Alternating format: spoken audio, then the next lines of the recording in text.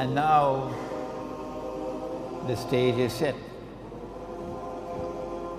where it will not be long before the BRICS alternative can threaten the petrodollar monetary system with collapse. They cannot allow it to collapse. That's why the war will take place, in order to preserve the mountain of gold. But they do not want to attack Russia without some casus bellum. They need to create a justification for war. So they've been engaging in provocation after provocation. And the greatest provocation of all that you can give to Russia is to get Ukraine under a pro-Western government and get Ukraine to join NATO. And Ukraine is next door to Russia. So they knew that if they could get regime change in Ukraine, it will lead to war. And they got regime change in Ukraine last December. No, sorry, 1 year ago. 1 year ago. What they did not calculate for was that Russia would respond the way she did. Russia responded by recovering Crimea. And when you study my lectures on Islamic eschatology, you'll understand that Crimea is of pivotal importance for the conquest of Constantinople. And that's what Russia now has, Crimea. The longer they wait to attack Russia, the stronger will Russia now become, projecting power in the whole of the Black Sea area. And so my conclusion is that they have already declared war on Russia. That's what the economic sanctions are. That the President of France realized that when that nuclear war takes place, France is finished. And so the President of France was the first voice to be raised just a few days ago to say, no, I think we should remove the sanctions on Russia, because he realized that this is going to lead to nuclear war. But the Zionists had other plans, and that's why the two men came with hoods over their head, and they killed the 12 people. And then they went to some kosher restaurant, and they left, you know, to say, well, we are ISIS or we are Muslims and so on. It happened so many times already in the past, to put the blame on Muslims. And now France is in uproar. So the French president has to forget what he said about sanctions against Russia. When the nuclear war takes place, we know that it's going to devastate North America and Europe, Europe East and Europe West. But Russia is not just a European country. Russia is also an Asian country. So Russia will survive the nuclear war. I gave a lecture in Bangkok maybe 2 weeks ago. You'll find it on my website. Please listen to it. An Islamic view of the world after the Malhama. What will the world be like? So please go to my YouTube channel and listen to that lecture. An Islamic view of the world post-Malhama. And also make sure you start getting dinar and dirham. This is Sunnah. This is halal. This is money in the Quran. Dinar and dirham. The price of gold has gone down now because the price of oil is being deliberately taken down in order to sabotage Russia. So this is the time for you to buy gold and buy silver, dinar and dirham. And they're being minted now in Malaysia, so there's no excuse, you can get it easily. What happens after the Malhama?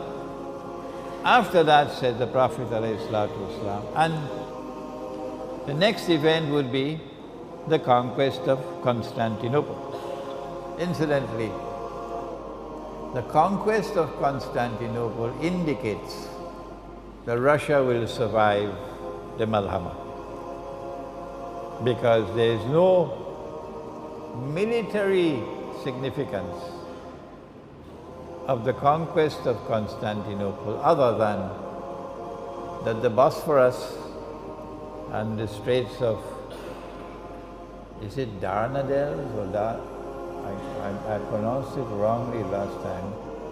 The Bosphorus and the Straits of Dardanelles would now be open. NATO will no longer be controlling it. So the Russian Navy can now pass from the Black Sea into the Mediterranean Sea straight to Israel. After the conquest of Constantinople, the next event would be the Khuruj of Dajjal. When Dajjal will now appear in human form, and he will be a Jew, he'll be a young man, he'll be powerfully built, he'll have the curls of the Orthodox Jews. Israel would then be ruling the world, the ruling state in the world. The state of Israel has to expand its territory from the river Nile to the river Euphrates, therefore war on Egypt. But all of these things we have already spoken of in previous lectures. And then Dajjal will stand up in Jerusalem and declare, I am the Messiah, the Messiah. And those who have tafsir for what they should have ta'wil, they will say, no, he cannot be Dajjal. Why? Oh, he has two eyes. And the Prophet said Dajjal has one eye. See? Because they're given tafsir when they should be given ta'wil. When the Prophet said Dajjal sees with his left eye, he's blind in the right eye, the ta'wil is that Dajjal has external vision and he is internally blind. And all those who follow him would be internally blind. So he'll say, I am the Messiah. My opinion, and I can be wrong, and the rule is that when Imran gives an opinion, you must never accept his opinion until you are convinced that he is correct. That's the rule. My opinion is that Allah will not allow Imam al-Mahdi to emerge until Dajjal has completed his mission. And Nabi Isa alayhi salam cannot return until Imam al-Mahdi has emerged. How much time do we have left before the Malhama? How much time do we have left before the Fathul Constantiniya? How much time do we have left before the Khuruj of Dajjal? The only one who can answer such a question is the one who studies Ilmu Akhiru Zaman. The fellow with tafsir cannot do it. The mufti cannot do it with his fiqh. No. The historian cannot do it. The political scientist cannot do it. The economist cannot do it. The only one who can answer such questions are those who devote themselves to Ilmu Akhirul Zaman. That is how important this subject is. was thinking that perhaps we still have another 5 to 10 years before the nuclear war takes place. When I went to Iran to a conference in September, and I normally do not reveal my dreams. No, I don't do that. But on this occasion, I broke the rules and I said, no, I have to reveal this dream. I had the dream twice on the same night during the conference. I saw nuclear war, and I saw the nuclear missiles being shot into the sky. And I saw that Pakistan was a part of the nuclear war. Obviously, that has to take place. Once nuclear war takes place, Pakistan has to be attacked, because they cannot allow Pakistan to remain as a nuclear power, not at all. When I had that dream and I woke up, I came to the conclusion that because of a previous dream that I had 2 years before 9/11, and 2 years later 9/11 took place, I said to myself, well, if history is to repeat itself, the implication is that Allah has sent this dream to me, giving us the same 2 years' time.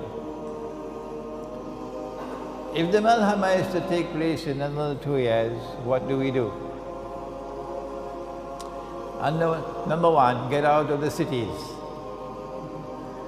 Head for your kampung. Head for the kampung. Number two, stay away from big communities, go to small ones, small villages. Number three, stock up on food. Number four, stock up on water. Number three is food. Number four, water. Number five, life and death is in Allah's hands. And when Allah chooses death, the servant of Allah accepts death. Only Allah will know who will live and who will die. But if you live after the Malhama, you've got to be prepared. After the Malhama, the big cities are going to be the worst place in the world to live. Why? A city of 20 million people cannot feed itself. It gets its food from outside. It gets its water supply from outside. Like Karachi. And when the Malhama takes place, the supply lines will be disrupted. When no food is coming and no water is coming, you're going to have riots. It will be dog eat dog. People will be breaking down the doors of your home and coming into your home to steal your food and your water. Nowhere can you hide it. So if you live in the cities, it's going to be anarchy. It's going to be hell in the cities. And on that day when hell breaks out in the towns and cities, on that day when all hell breaks out in the towns and cities, then you will remember Suratul Isra, where Allah says, وَإِن مِّن قَرْيَةٍ إِلَّا نَحْنُ مُهْلِكُوهَا قَبْلَ يَوْمِ الْقِيَامَةِ أَوْ مُعَذِّبُوهَا عَذَابًا شَدِيدًا كَانَ ذَلِكَ فِي الْكِتَابِ مَسْطُورًا. And not a single town and city will escape. We will destroy them all. And those which are not destroyed will be punished with terrible, terrible punishment. And this is something inscribed in the book. So when the Malhama takes place, wait to see what's going to happen in the big cities and towns. So safety lies in getting out, withdrawing, going to the remote countryside, and stocking up on food and on water. And then comes the conquest of Constantinople. And I believe that is why they created ISIS. I don't think they created ISIS primarily to remove Assad. No, I think they created ISIS more to sabotage the Muslim army, which will move to conquer Constantinople. Because ISIS will stand in the way from Arabs joining that army, joining with the Turkish Muslims in the effort to break the back of NATO and liberate Constantinople from NATO control. That's why they created ISIS. But if Allah has ordained that it will happen, it will happen. Constantinople will be conquered on the basis of an alliance of Islam, Muslims and Rome. And we do not have the time tonight to enter into a discussion on that subject of the alliance with Rome. After the conquest of Constantinople, we have the Khuruj of Dajjal. It's time for you to study the subject of Dajjal. This book of mine, Jerusalem in the Quran, has a chapter in it on Dajjal, and this book is translated into Bahasa. Please now, after tonight's lecture of an introduction to Ilmu Akhiru Zaman, take some time to read the books I've written. Listen to the lectures on YouTube. You can download them free of charge.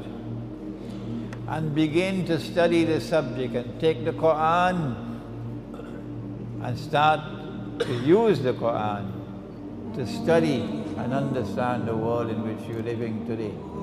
And I pray that from Alam Impiang may come out scholars who tomorrow will be able to teach the subject of Ilmu Akhiru Zaman.